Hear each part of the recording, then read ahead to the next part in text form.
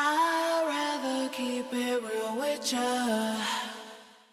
Hey guys, it's me, Minu, again. I was gonna do another ABCs of Minu video, but then I got an idea, and then that idea turned into anxiety, and I was like, oh, I need to do this, and I need to make this better, and I got all caught up in my head. So I'm gonna continue that video next week, but this week I wanted to give an update kind of about how, from the MLM story from last year. So if you haven't seen those videos, you know, I can put some links down in the description. But basically, I got recruited to join an MLM. And even though I'm somebody who is very critical of pyramid schemes, I'm very conscientious. I consider myself a free thinker, a very smart person. I still almost fell for that shit. And I was very upset about that. But one of the things that I talked about multiple times in my video was the person who was recruiting me and how I really liked her. I felt that she was authentic. You know, I felt that me and her, we vibed a lot. We had a lot of things in common.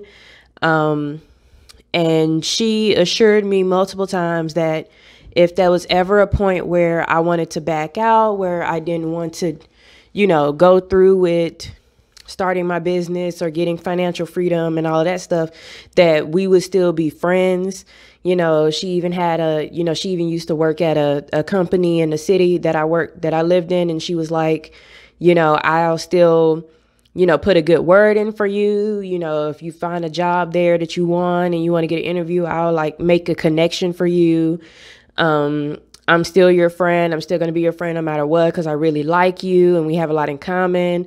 So I really felt like, even though I wasn't down with the whole MLM thing, that we were still going to be friends. But here it is, several months later, and we ain't talking. And like, at first I reached out to her, not long after saying no, just to kind of like, check in and say, like, hey, how you doing? Oh, this is how things are going for me. This is how how are things going for you? And, she responded basically saying, hey, yeah, everything's going good. I think at one point she talked about visiting her family for the holidays and all of that. And I was like, oh, that's cool. And I mean, yeah, I know it's COVID and everything, but I was like, if you're going to be in the city, it'd be nice to see you, or, I at least expected us to have like maybe some more phone conversations or text conversations, whatever. And then after she talked about, visiting her family, I didn't hear from her again until I think she said she was going to visit her family for Thanksgiving. So around Thanksgiving, I reached out to her just to kind of, talk to her some more, like, I mean, we friends, right? We can talk. And she just kind of gave me a whole, hey, I'm doing good. How are you? Oh, that's good. And that was pretty much it. The conversation dropped off from there.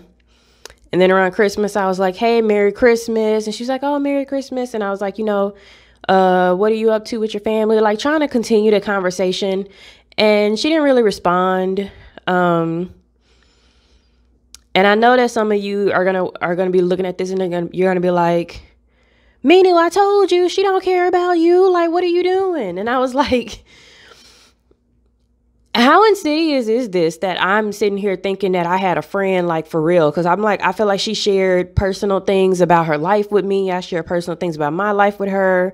Like, I felt like we had a connection. But I guess we didn't, or I guess we did. But as long as I was willing to, be a part of her downline and get her money or whatever, that was when we had a connection. But me not wanting to be a part of that, I think she probably looked at it like, well, there's no reason for me to talk to you. Or like, I'm going to end this on a nice note so that if anybody ever comes to you about me and what I'm doing,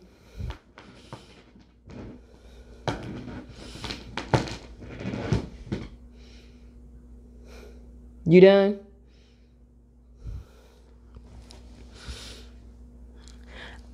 I feel like she was trying to like end it on a positive note to where if anybody ever came to me about it or about her, that I would have positive things to say. Or like that, like leaving open the possibility that at some point in the future I would come back and say like, hey, I actually do want to join the MLM, help me out.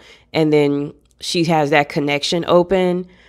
But from what I saw, just as I was, in the board meeting, and I was, listening to the audio that she wanted me to listen to, it does give the impression that if this person is not in the MLM with you, then there's no point in talking to them. There's no point in being friends with them, because they could like deter you or bring negativity into your life and all of that. I kind of got that vibe, not from her, but from the stuff that she had sent me to consume and like what I was seeing. So part of me thinks that maybe it was just for her, like, oh, if you're not going to be on board with what I'm doing, you're a negative influence. So even though she may have liked me, she probably felt like she could not talk to me. And that's upsetting. And it's crazy because I have a friend who's Mormon. And, if you follow any atheist YouTuber or any, formerly Mormon person, they gonna tell you that Mormonism is a cult, But even my friend was like, this sounds like a cult. And I'm like, if somebody who's a Mormon say you sound like a cult, you a problem.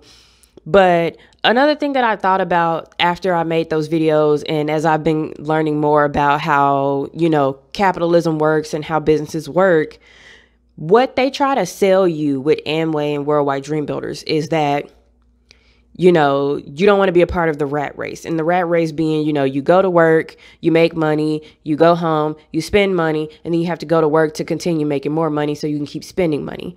And at the end of the day, you're just a cog in the machine, because at the end of the day, the person who's really making the money is the person who's doing the less work, like the CEOs and everything like that. You are making money off of your physical labor or, your labor, and they are profiting off of that. The boss makes $1, I make a dime, all of that stuff. But what Amway and Worldwide Dream Builders was like pitching to me was not any different. And they were trying to make it seem like it was different, but it's not different, because the way that capitalism works, it works like a pyramid scheme. The people at the top make the most money, they do the least work. The people at the bottom do the most work and they make the least money. That's just how it works. And so what the MLM was doing, like I talked about the Dorito, what the MLM is doing is, instead of you being on the very bottom of the pyramid, they trying to convince you that where you want to be is the middle of the pyramid. Because at the end of the day, you'll never be at the top. You'll never be at the top. The people at the top started doing Amway back in 1990, like that's why they're at the top. But you could never be at the top. The people who are at the top is the guy who founded Amway, or the person who founded Worldwide Dream Builders, and they're making billions of dollars a year. Those are at the top. You could never be them. They're already there. So you have to find happiness and comfort in being in the middle of the pyramid. And so just like in regular companies in America, you could never be the CEO. The CEO's already there. But you can be a manager, or a senior manager or a director, right there in the middle where you're making a lot of money. You can probably work a little bit less hours than the people below you, but managers still have to manage people. So you still working a lot. But you're making a lot of money. Whereas the people below you, they might be making, like 40, 50,000. You making 100, maybe 200,000, depending on the size of your company, while the CEO makes billions. So they try to convince you with MLMs and pyramid schemes that if you get enough people in your downline, then you can be at the top of the pyramid. And they want you to strive to be at the top of the pyramid. Just like how in corporations, the people at the top of the pyramid, the CEOs and the VPs and the senior VPs, try to convince you that if you work hard enough, you will be able to move up higher. And as a result, you will make more money and be more important. So they convince you of all of this. And It's a lie. It's a lie. It's just like how they lie with you in corporations. They lie to you in MLMs. You're never going to be at the absolute top. You're always going to be at a middle point where you are making a lot of money, but you still have to work continuously to make sure the people below you never drop off. Because if you're a manager, but you don't have anybody who reports to you, then you're not a manager. You're just a person.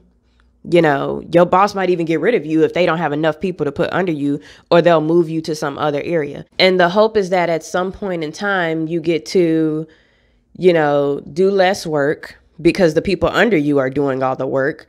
And then you get to take more vacations, or you get to retire early with all this money, and, you know, you get a pension or your 401k or whatever, and you're good.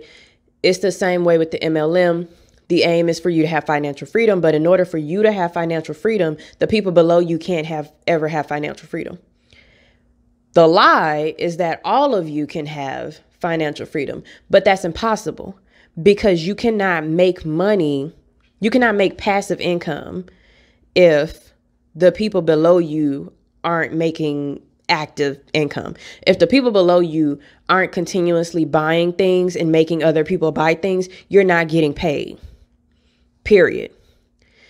And if you watch videos of people who were like at the top of a pyramid scheme, or they were in the way up high and everything like that, they were still just as stressed out, if not more stressed out, than they were when they were at the bottom or in the middle, because of the fact that you still have to manage the people below you.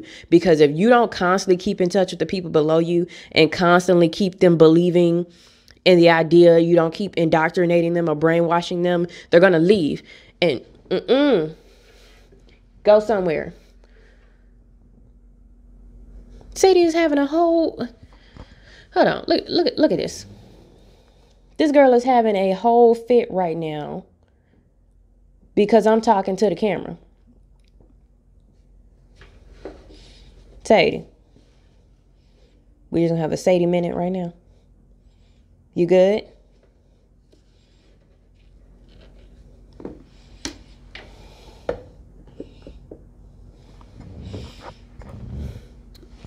So as I was saying, this is a completely different look. But as I was saying,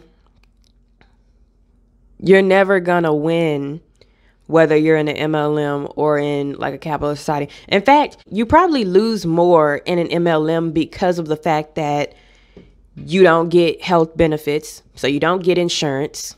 You know, you don't get to go on vacation. You don't get to retire.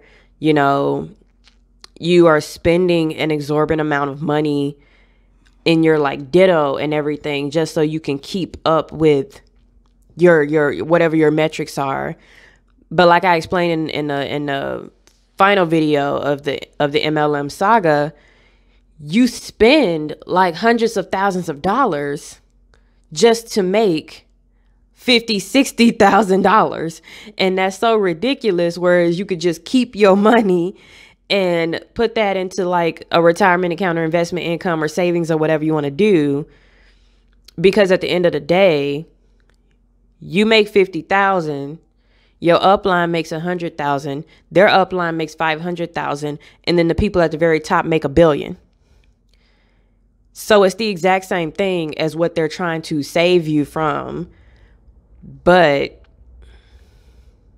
you just now think that somehow what you're doing is better than what you were doing before. I mean, honestly, I've worked in different levels of a corporate company at this point, and it is true that the higher you are and the more money you make, the less work you do. But I don't see how, even if I was to be in a position where I was like mid-level, not doing a lot of work, how am I different from the people in the upline? Well, I'm probably less stressed, because I don't have to scrounge and figure out where my money's going to come from that month. I get a salary. And if I want to take a day off, or if I want to do a half day or whatever, I'm salary. So that safety net that is there in these corporations, and not all corporations, don't get me wrong, some of these corporations are trash, but that safety net that is there in these corporations, if you're in an MLM, is gone, because the MLM does not consider you an employee. Now, Amway has been sued about that. I don't know what the outcome was, but people wanted to be considered employees so they can get benefits. But at the end of the day, if they say you're your own boss, then you have to pay for your own stuff.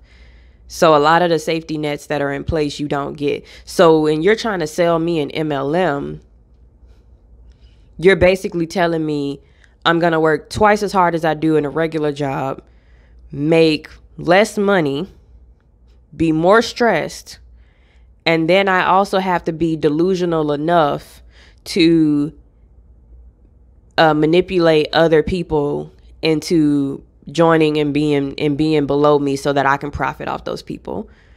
That brings me back to the thing the guy was saying in the board plan, where he was like, I'm doing this because I have a financial interest in it. And he was saying it like, that's how you know you can trust me, because I have a financial interest in you succeeding. But so does your manager, so does your director, so does your CEO of your regular company. They have a financial interest in you doing well because it means more money for them. So how are you different again? You're not.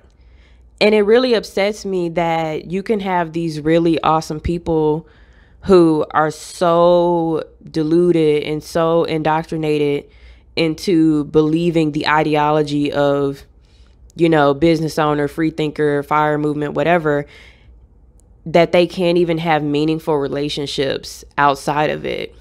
And I feel like this is how MLMs ruin your life, because when you try to profit off your friends and your family members, you end up with no friends and you end up being cut off from your family members. So you're selling me something where I'm going to lose my friends. I'm going to alienate myself from my family. I'm going to make less money. I'm going to be more stressed out and tired. I'm going to spend less time with my kids and my spouse, even though you told me that I could spend more time with them and it's going to be less time. I'm not going to have any of the benefits of being in a company. I'm not going to have health insurance. I'm not going to have vacation time. I'm not going to get a pension plan. None of this sounds good in retrospect. When they're pitching it to you, it sounds amazing, right? Like you could be your own boss and e-commerce and it's going to be great.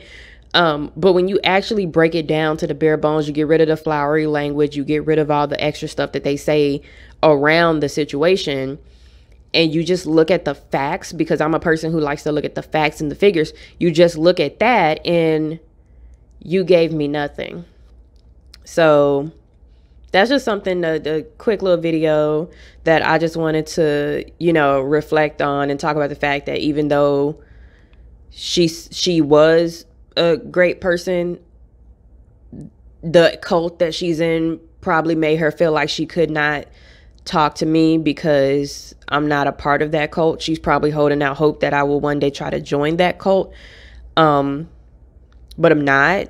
And so I guess we just not friends anymore, or we like acquaintances or whatever. It's unfortunate.